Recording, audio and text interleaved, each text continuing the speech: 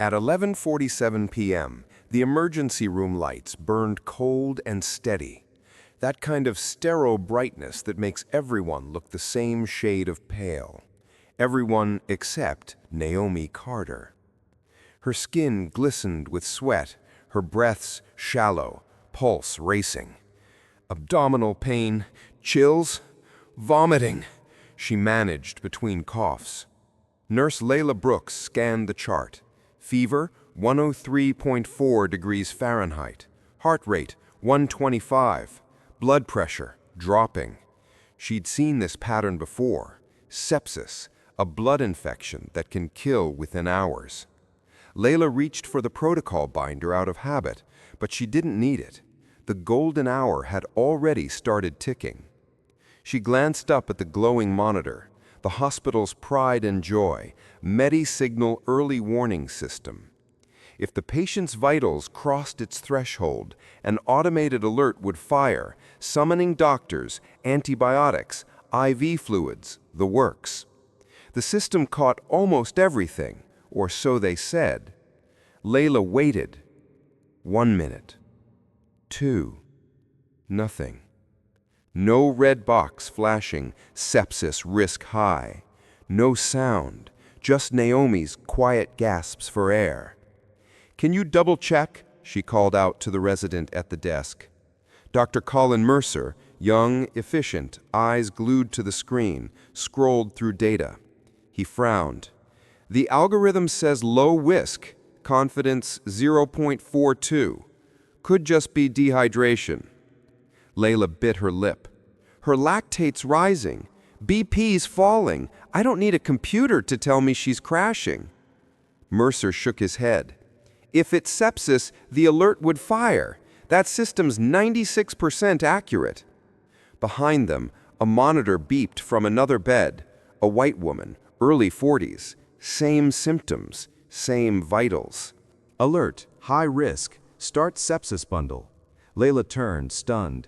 She looked at both charts side by side. The only difference between them was a zip code, an insurance type, and a line that said, "Demographic, African American."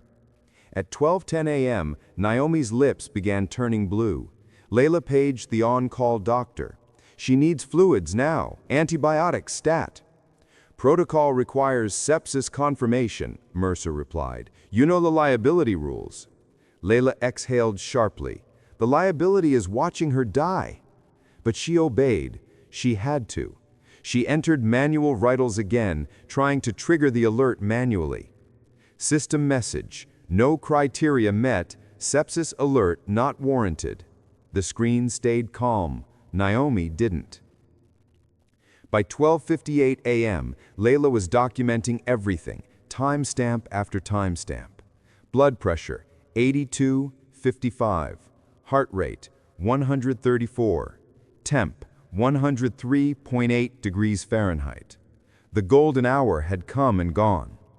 Then it happened. Naomi's oxygen dropped to 86%. The room exploded into motion. Code blue. Suddenly, the same monitor that had stayed silent blared its siren. "Alert! Sepsis risk, critical!" Layla yelled, "Now you wake up?" Doctors rushed in, IVs slammed, lines run, antibiotics hung. Too late for the hour that mattered most. Later, as Naomi was wheeled toward ICU, her eyes fluttered open briefly. "Am I gonna make it?" she whispered. Layla squeezed her hand. "You will. You just had to fight the wrong kind of fever." "What kind?" "The one that can't see you," Layla said quietly. That night, when the ER emptied, Layla sat at the nurse's station. The hum of machines filled the silence. She opened the event log and took a screenshot. Patient Carter N. Sepsis alert confidence 0.42, no trigger. And right below it, the next patient's file. Patient Donovan S. Sepsis alert confidence 0.91, triggered. Same vitals, same timestamp, different skin. Layla saved the screenshot to a hidden folder. "This is going to matter," she whispered to herself. When silence kills, evidence speaks. Like, comment, and subscribe, where the alarms that failed yesterday become the voices we can't ignore today.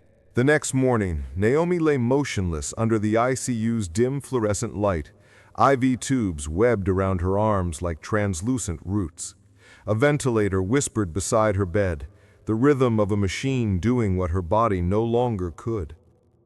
Layla Brooks sat at the nurse's charting station, her uniform wrinkled, coffee gone cold. She'd been up all night. She couldn't stop replaying the silence, that missing alarm in her head.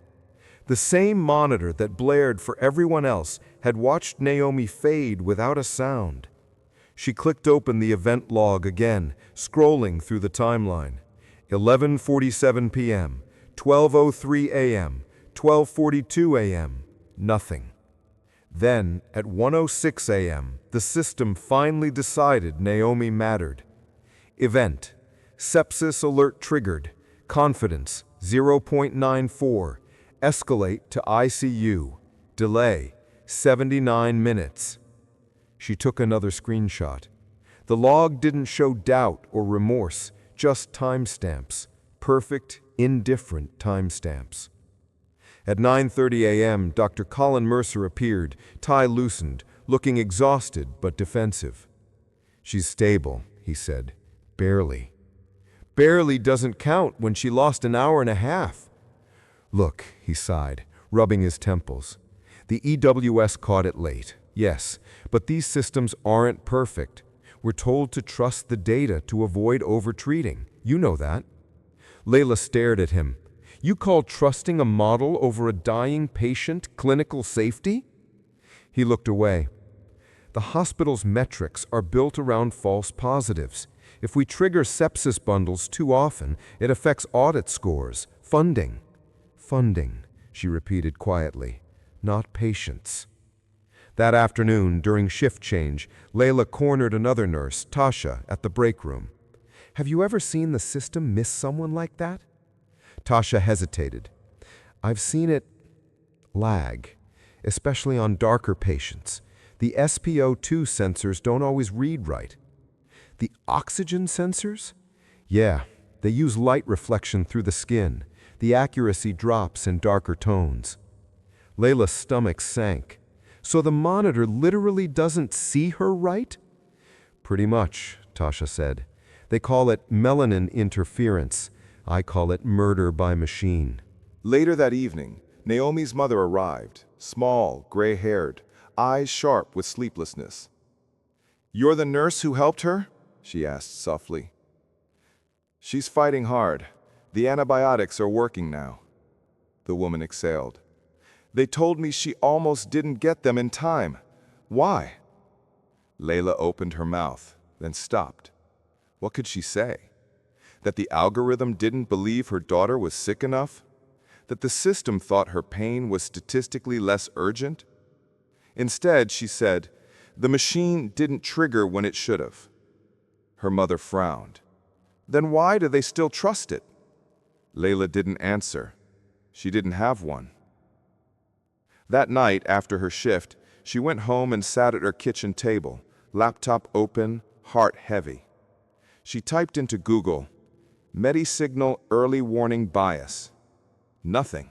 Just corporate press releases. 99% accuracy. AI saving lives. She dug deeper. Reddit threads, academic journals, staff forums. And there, buried in a nursing forum from 2 years earlier, she found a post from an ICU in Chicago. "Our AI sepsis missed multiple black patients, delayed antibiotics. Hospital quietly replaced it with manual screening." The post was deleted an hour later. But someone had replied, "Contact Ava Kim. She's collecting evidence." Layla froze. She recognized the name. Ava, the independent data journalist who'd exposed the care cost billing scandal a year ago.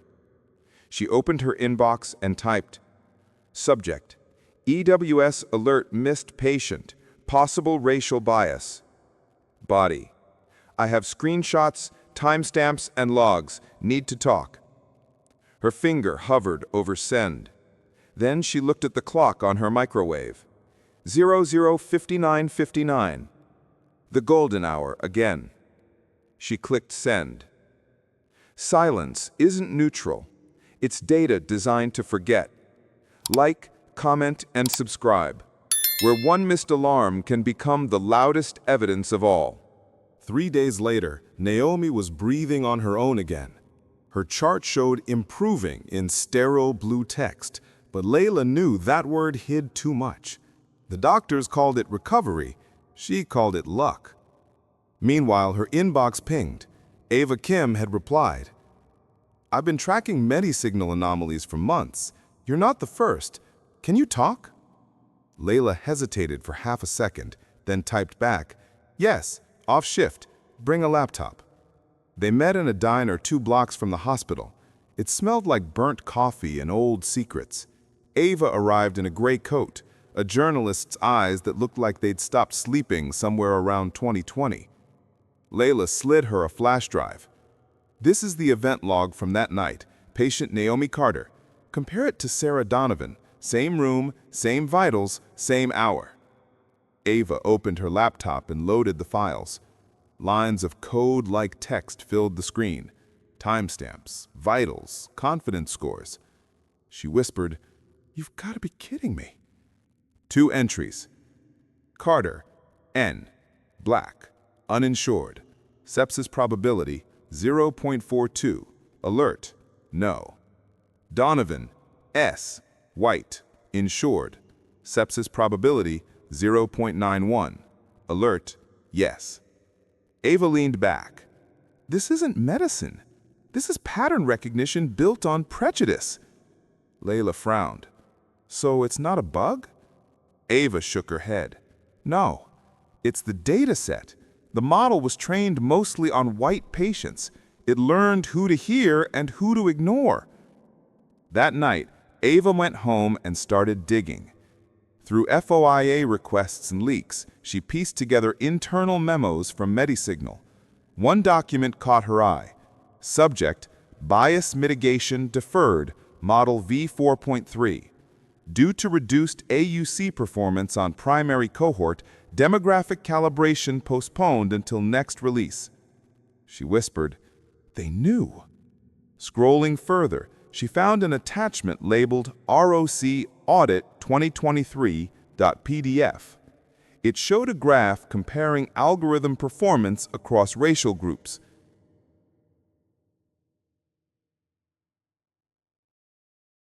Ava stared at the chart until the numbers blurred. 47 minutes. 47 minutes was the difference between Naomi Carter's chance and her silence. She called Layla that same night. "Can you get me more cases?" Layla nodded slowly. "Give me a week." Over the next 7 nights, while the hospital hummed with quiet chaos, Layla collected every missed alert she could find. 20 cases, 6 months, every one of them a black patient with delayed antibiotic initiation over 40 minutes. She documented vitals, timestamps, drug orders.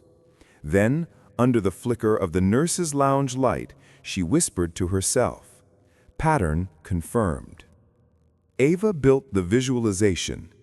2 heat maps appeared side by side, one red, one blue. Blue for alert fired, red for alert missed. The red side bled across neighborhoods that were mostly black zip codes. The title she typed across the top of the graphic was simple: "The algorithm that saw color." Days later, Ava published her findings in a secure newsroom under embargo, sending early drafts to regulators and ethics boards. Within hours, the leak reached MediSignal's executive chat. An email chain began. From Ethan Ward, senior ML engineer. "We warned leadership about calibration bias. We even proposed a fix." From CTO, MediSignal. "Raising minority cohort weight decreases total AUC by 8%, not viable for public demo." Ethan hesitated for a full minute, before forwarding the thread, not to his boss, but to Ava Kim. By the end of the week, Ava's story had a spine. Title: When the Alarm Stayed Silent. Subtitle: Inside the Sepsis Algorithm That Didn't See Black Patients. Layla read the draft and felt her stomach tighten. "You're really going to publish this?" Ava nodded. The system made silence look like science. Someone has to make the silence loud. Layla looked down at her hands. They were trembling. "They'll come after us." Ava smiled softly. "That's how you know the story's real." When data discriminates, courage becomes the missing variable. Like, comment, and subscribe, because silence doesn't heal, it hides. Ethan Ward hadn't slept in 48 hours. He sat alone in the MediSignal data lab, surrounded by rows of humming servers and the faint blue glow of code scrolling across glass. He had helped build this machine, the early warning system, the one every hospital bragged about. It could predict organ failure, cardiac arrest, sepsis. It could also, apparently, predict who was worth saving first. He reopened the commit logs Ava had leaked. Each update, each tweak in the model had its own justification. Reduce noise, optimize sensitivity, balance false positives. But buried inside version 4.3, he found the line that haunted him most.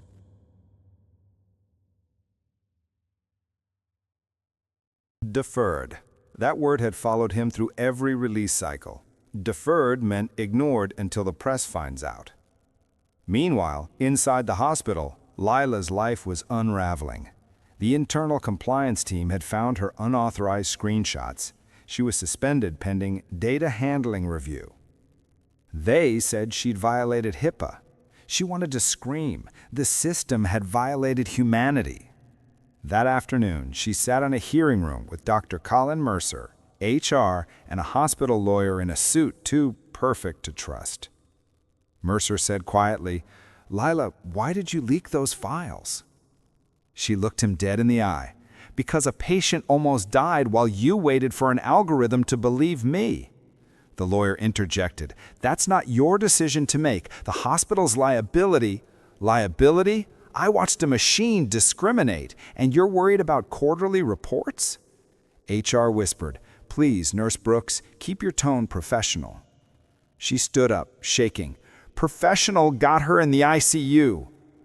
Across town, Ava sat with Ethan in a coffee shop whose Wi-Fi was terrible, but whose privacy was priceless. Ethan pushed a USB drive across the table. "This is everything. Model specs, internal audit reports, calibration curves, the works." Ava raised an eyebrow. "Are you sure about this?" Ethan exhaled. "I helped design a threshold that killed people. I'm not staying quiet because it makes investors comfortable." He opened his laptop and pointed to a graph. "The model's main input is SpO2, but pulse oximeters overestimate oxygen levels in darker skin, up to 4%. The algorithm never corrected for it. It thinks black patients are breathing better than they are." Ava frowned. "So the model isn't racist by code, it's racist by calibration." "Exactly," Ethan said. "And they knew." Later that night, Lila got a text from an unknown number. "Ethan Ward, you don't know me, but you are right. Check your email." Attached was a PDF titled Threshold Justification Memo, Internal Only. She opened it. "Raising sensitivity for minority cohorts reduces global AUC by 8%. Unacceptable for marketing claims. Recommend deferral to future release." At the bottom, signed off by CTO, P. Lasker. Lila stared at the page until her hands went numb. They had literally traded human lives for a PowerPoint metric. By the end of the week, Ava's article went live. Within hours, the hospital's PR office went into overdrive. Statements flooded the news. "We take these concerns seriously." Our systems save thousands of lives each year. Racial bias in data is a known industry challenge. But Ava had included screenshots, graphs, emails, and Naomi Carter's story. The image of the dual monitor, one flashing alert high, white, the other alert low, black, went viral. Within a day, the hashtag silent code trended nationwide. Dr. Mercer found Layla in the corridor the next morning, eyes red, holding his phone. "They're investigating MediSignal," he said quietly. "The board called an emergency review. Patel from ICU's leading it." Layla looked at him, cautious. "And you?" He hesitated. "I read that memo you sent. I didn't know." Layla gave a tired half-smile. "Now you do." That evening, a notice arrived in every hospital inbox. Subject: immediate suspension of MediSignal EWS. All automatic alerts will be replaced with clinician-initiated screening until further review. Layla read it twice, then sat down on the edge of Naomi's bed. The patient stirred, half awake, whispering, "Did it finally see me?" Layla squeezed her hand. "Not yet, but it will." When technology claims to save lives, ask whose lives it saves first. Like, comment, and subscribe, because every threshold hides a story about who's left below it. By the time the investigation hearings began, Naomi could finally walk again. Her hands still shook from weeks of IV antibiotics, but her voice, steady, measured, had found a new kind of strength. Lila stood beside her as she gave her statement to the Board of Clinical Safety. The room was lined with cameras, reporters, and men in tailored suits pretending to understand empathy. Naomi spoke into the microphone. "I came in with a fever. I left with a lawsuit. I'm alive because a nurse broke protocol to keep me breathing." A murmur rippled through the crowd. The chairwoman raised her hand for quiet. "Miss Carter, can you describe what happened from your perspective?" Naomi nodded. "The machine didn't think I was sick enough, but I was. I could feel my body shutting down. The monitor stayed silent. Everyone trusted it except the woman standing right there." She nodded toward Lila. "She's the reason I'm still here." Outside, Ava Kim was setting up her laptop for the next panel, the data audit presentation. She clicked open a slide labeled "Time to Antibiotics, Racial Disparity Report." The first chart appeared. A bar graph, 2 columns. White patients, 42 minutes average delay. Black patients, 107 minutes. Every bar was a heartbeat gone missing. Ava narrated calmly, her tone surgical. Each minute of delay in treating sepsis increases mortality risk by 7.6%. That means Black patients face almost 5 times the risk of dying from delayed treatment in this hospital. Someone in the audience whispered, "That can't be right." Ava turned toward them. "The model says it's 96% accurate, and it's right, just not for everyone." Then came the slide that made the air vanish from the room. 2 heat maps. Left side, alert trigger density, white patients. Right side, alert trigger density, Black patients. The left burned orange, bright and alive with alerts. The right was almost empty, quiet, cold blue. Over the map, Ava had written in small white text, "The silence was statistical." Ethan Ward took the stand next. His ID badge was gone. He'd resigned the night before. His hands trembled slightly as he adjusted the mic. "I was a senior engineer at MediSignal. I trained the model that made these decisions. I warned them the oxygen saturation sensors were biased. The company chose not to recalibrate." The board chair asked, "Why?" Ethan swallowed. Because correcting it reduced the model's performance score, the number that sells the software. He paused. In the meeting notes, it says, "Don't touch calibration. Risk of PR issue minimal." A reporter in the back gasped. Cameras clicked. After the session, Layla found Ethan in the hallway. "You did the right thing," she said. He shook his head. "I just stopped doing the wrong one." She sighed. "That's where change starts." That evening, Ava published her follow-up story, "The Golden Hour That Never Came." Within minutes, it flooded social media, shared under one line of caption: "If a machine can save you, it should see you first." The piece featured the dual photo, Naomi on a hospital bed, hand-clasped by Layla. Beside it, a screenshot of the code with the line that started it all. / black cohort adjustment deferred. 2 days later, Naomi received a letter. It wasn't an apology. It was a settlement offer. The hospital would acknowledge the incident and cover her medical bills in exchange for discretion. She showed it to Layla. "They want silence again," Naomi said. Layla shook her head. "You don't owe them that."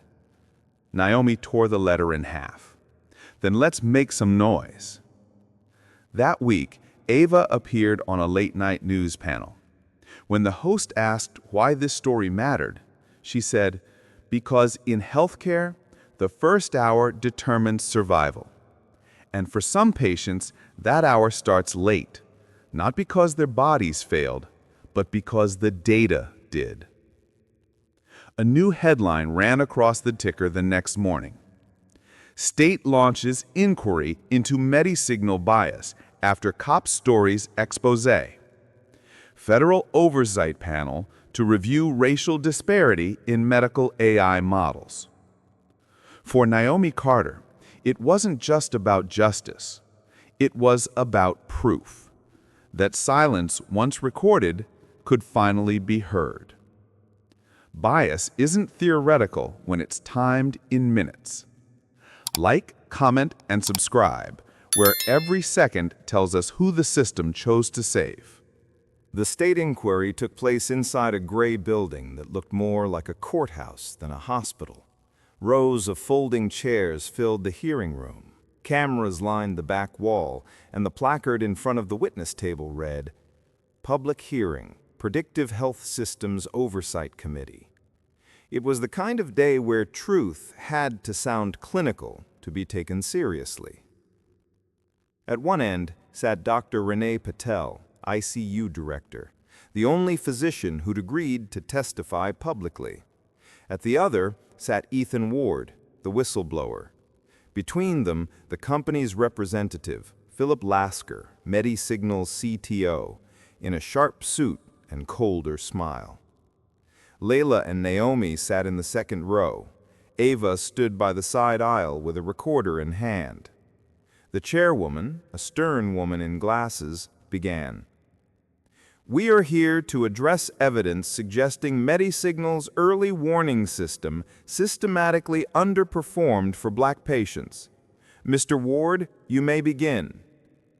Ethan's voice was low, controlled. "The EWS relies on vitals and pulse oximetry data, but the training data set came from predominantly white hospitals. We warned leadership that the algorithm's accuracy for darker-skinned patients was significantly lower." He lifted a printed email. "This was my report from March. O2 readings overestimate by 3 to 4% in Black patients. Risk of delayed alert." Lasker interjected smoothly. "We followed all FDA-approved sensor guidelines." He turned to him. "You followed paperwork, not patients." Dr. Patel spoke next.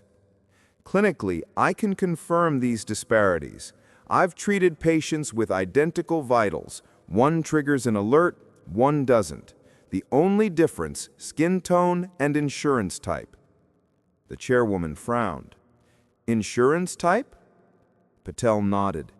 MediSignal uses socioeconomic risk as an input feature, a proxy for adherence. It weighs private insurance more favorably for early escalation. Lasker's face stiffened. Those variables improve predictive accuracy. Patel shot back. They improve profits. A gasp rippled through the room. Ava stepped forward from the press section. Madam Chair, I have supporting evidence. She handed over a folder. Inside were screenshots of the threshold justification memo Layla had received. The chairwoman read aloud. Raising sensitivity for minority cohorts decreases total model AUC by 8%. Unacceptable for marketing claims. Recommend deferral to next release. She looked up. Mr. Lasker, is this your signature? Lasker cleared his throat. That's an internal note, taken out of context. The model was under FDA review. Answer the question, she interrupted. Yes, he said quietly. The room went silent except for the distant hum of fluorescent lights.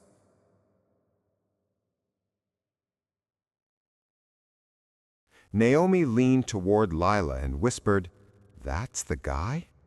Lila nodded. "That's the one who deferred your life."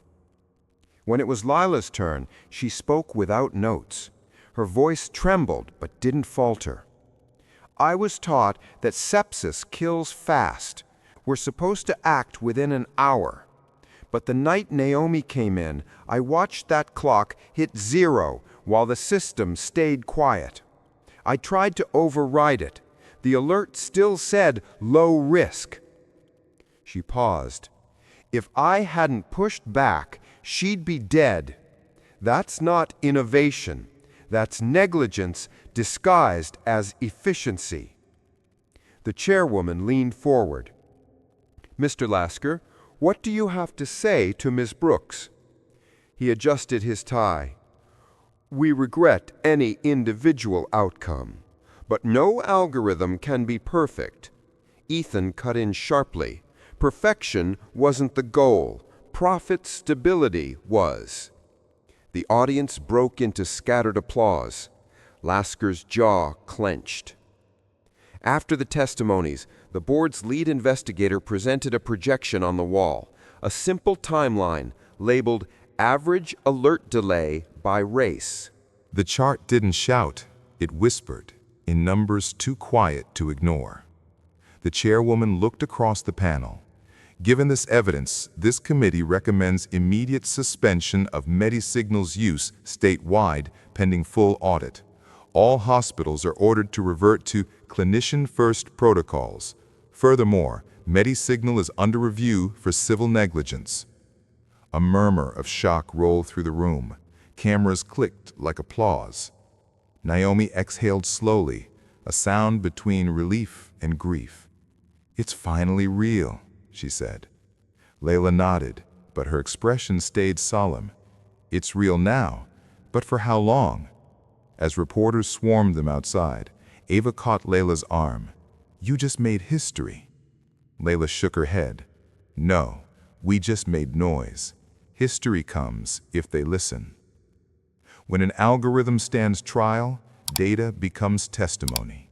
Like, comment, and subscribe where the system's silence finally has to swear to tell the truth.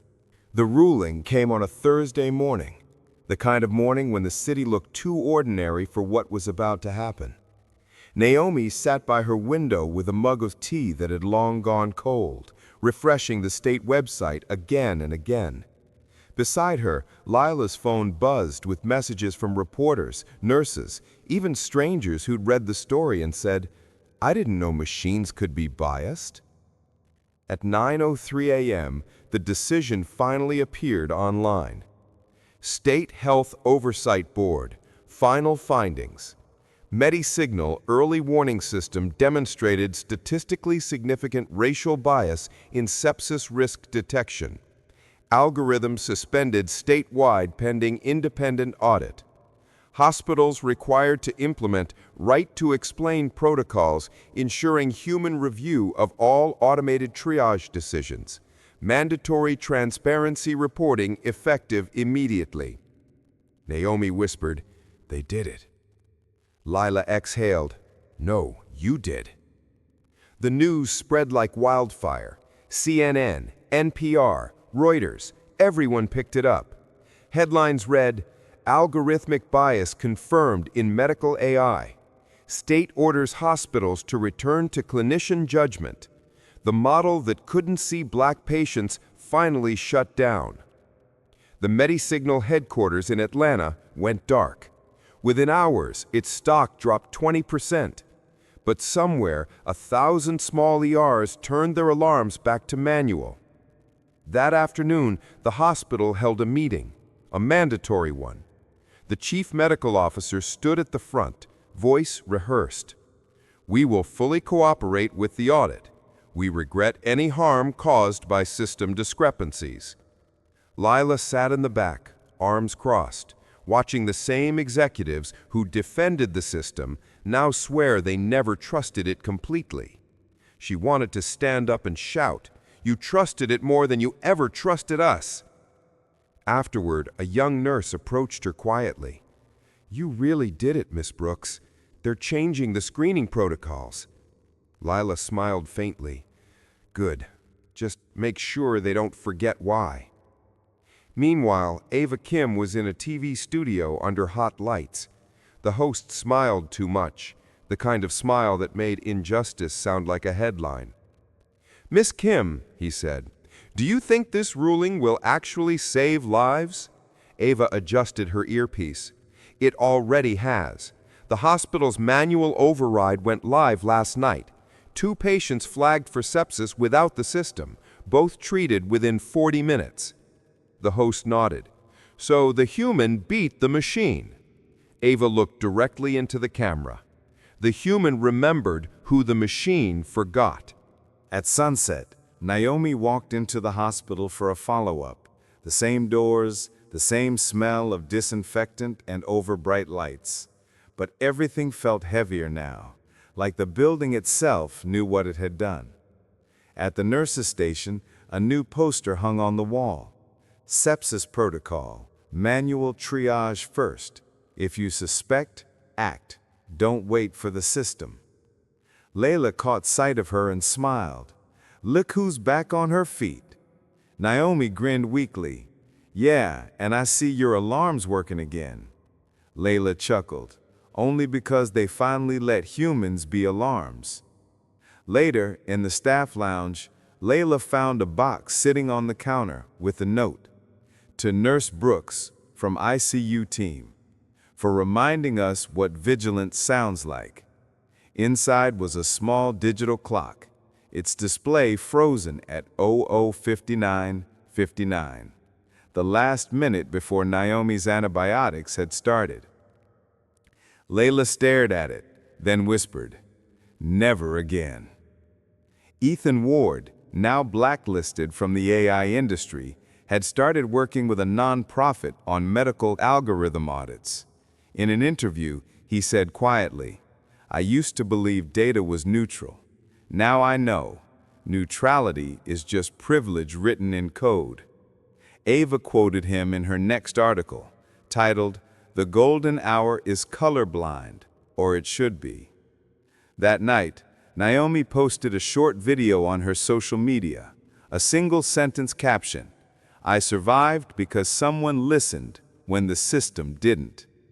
Within hours, it had 1 million views. Nurses from around the world commented, "We've seen this too." It wasn't just a victory, it was a confession and a warning. Justice isn't a single verdict, it's every system forced to remember who it forgot. Like, comment, and subscribe, because equality shouldn't depend on calibration. 6 months later, the MediSignal case was no longer front-page news. The cameras had moved on. The outrage had cooled. But inside the hospitals, something subtle had shifted. For the first time in years, doctors and nurses were talking less about metrics and more about people. Naomi Carter sat in the waiting area of a community clinic, holding a pamphlet that read, "Know Your Rights, Human Review in Medical AI." She smiled at the title. It still felt strange that a law existed because of what had happened to her. When her name was called, the receptionist smiled warmly. "No algorithms today, Miss Carter, just me." Naomi laughed. "Good, I've had enough of those." In another corner of the city, Layla Brooks stood in front of a classroom full of nursing students. On the screen behind her was a slide titled, "The Golden Hour and Why It Matters." She showed them two patient charts, one labeled Alert Low, the other Alert High. She asked, "Can anyone tell me what's missing here?" A student raised her hand. "The human." Layla nodded. "Exactly. The machine is a tool. You are the alarm." Her voice softened. "Remember that sometimes caring means trusting your eyes over the data." Ava Kim's story had turned into a documentary. The opening line played over footage of hospital monitors and code scrolling across a screen. When the alarm stayed silent, people died, and that silence had a pattern. It won an investigative journalism award, but Ava didn't attend the ceremony. Instead, she was in another hospital in another city, interviewing a new whistleblower who whispered, "It's happening here too." Because she knew these stories didn't end, they just changed names. Ethan Ward now worked out of a small shared office above a laundromat. The door sign read, "Algorithmic Integrity Network." He and two volunteers audited medical software for bias, line by line. One afternoon, he received an email from a hospital IT director in Memphis. "We recalibrated our model using your fairness protocol. Alert accuracy improved 11% for Black patients. Thank you." Ethan smiled for the first time in months. "That's one less silence," he murmured. At Northside General, the sepsis monitors beeped again. But this time they were just background noise. When the system flashed high risk, no one hesitated. When it didn't, nurses double-checked anyway. A new laminated card hung beside every monitor. "If you suspect sepsis, act. Don't wait for permission from code." Layla had written it herself. One night, she and Naomi met again at that same diner where it had all started. Two women, coffee cups between them, no cameras, no chaos. "You ever think about that night?" Naomi asked. "Every day," Layla said quietly. "Sometimes I still hear the silence before the alarm went off." Naomi looked out the window. "You broke that silence." Layla smiled faintly. "No, we did. You lived loud enough for both of us." When Naomi got home that evening, she opened her mailbox and found an envelope from the State Health Oversight Board. Inside was a small bronze medallion, the kind they give to citizens who change public policy. It read, "For Advocacy in Equal Care, 2025. She held it in her hand for a long time. It wasn't justice, not really, but it was acknowledgement. And sometimes that was the beginning of justice.